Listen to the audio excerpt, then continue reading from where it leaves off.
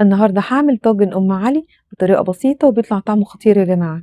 وعشان ناخد اللون الحلو ده أنا حطيت معلقة سكر بودر على الوش ووزعتها كويس، وده بس وش القشطة اللي أنا عاملاه.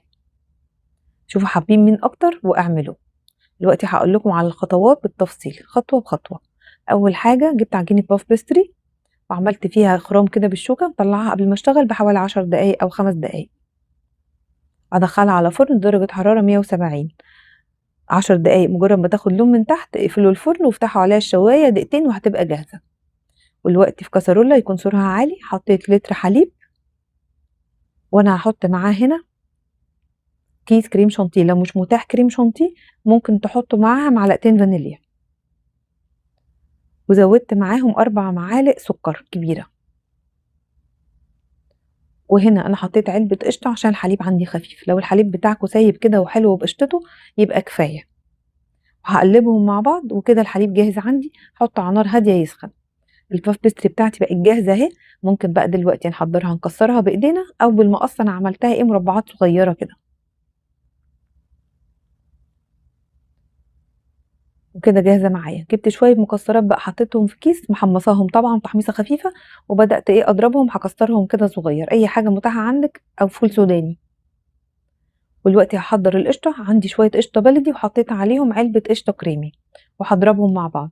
اي حاجة متاحة عندك قشطة استخدميها او كريمة لبني، اي حاجة متاحة.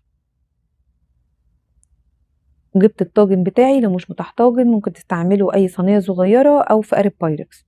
حطيت شوية باف بيستري تحت حلوين، وتحت بحط الطبق بتبقى اكتر شوية من اللي فوق، وحطيت عليهم المكسرات ورشة زبيب، وطبعا كل ده اختياري. وبعدين حطيت عليهم شوية باف بيستري تاني فوق الوش.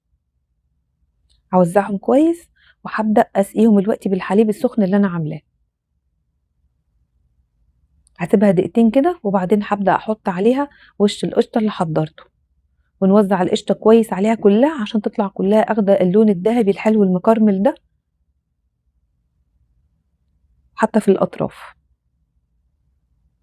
هدخلها على فرن سخن 180، وهفتح الشواية عليها أول 5 دقايق. تعمل وش هقفل الشواية وهسيبها تستوى، بتاخد حوالي نص ساعة في الفرن.